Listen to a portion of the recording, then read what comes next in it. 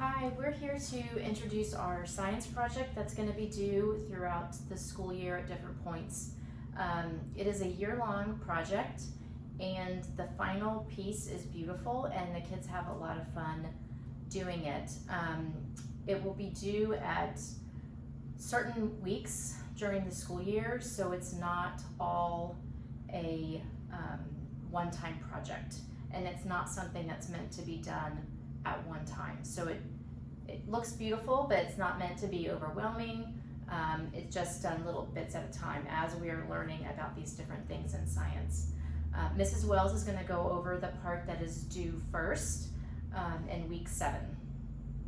So part 1 is due week 7, and that's the first part.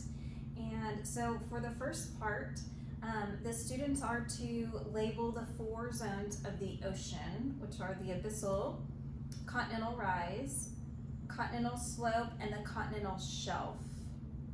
Those are the 4 zones of the ocean, and so those should be labeled and visible on the project. So that's part of part 1 for that's due week 7. Also, the second thing that needs to be done for part 1 are to label the 3 zones of where the animals live, and so that is the midnight zone, the twilight zone, and the sunlit zone. And then each item should be labeled accordingly, and then also a photo should be uploaded of the diorama to Class Reach under the assignment tab that clearly demonstrates the completion of all of part 1. And that's it for part 1. That's due week 7. So part 2 will be due on week 13, and for part 2 they'll have to add to their project that they've already done a baleen or toothed whale and showcase in one of their special movements, which this is something that we will learn in our science classes. They'll also have to include an example of a pinniped or a sea cow and 2 examples of aquatic herps. Each of these animals needs to be labeled, and they also need to be in the appropriate zone based on where they live in the ocean. Again, this portion of the project will be uploaded to Class Reach, and we will grade it based on the picture that you all have uploaded. So part 3 is due week 23, and for part 3 they need to have several kinds of fish or a school of fish.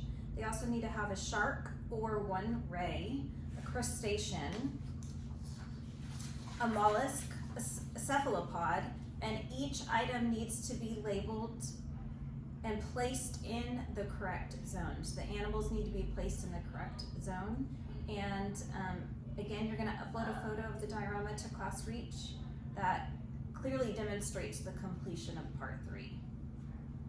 And the last part of the project, which is due week 30, is a written portion and also a 3D model. This is the 3D model that was completed for this portion, and it is an example of a pinniped.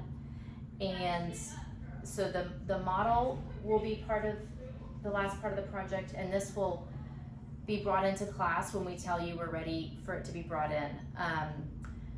The model will not actually go in the diorama, it is just a supplement to it. And the students will also write a paragraph about the animal that they've done their 3D model of.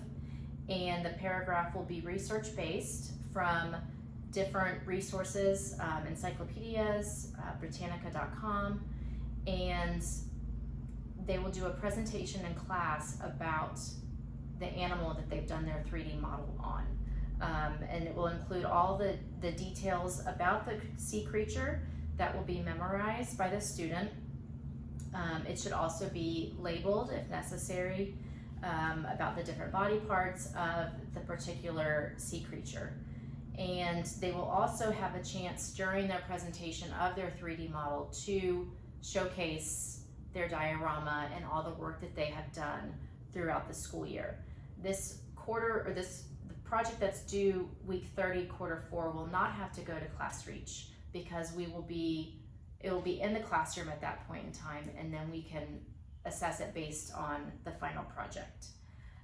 If you have any questions about the project, we're always available through email. I'm going to do a close-up video of this right now so that you can see the different things that we were talking about and see what a final piece looks like. So here you can see the different zones and the animals and how they're in each zone, and how each animal is a little sculpture. We had one student do one out of origami. You can really be creative with how you make these different sea creatures.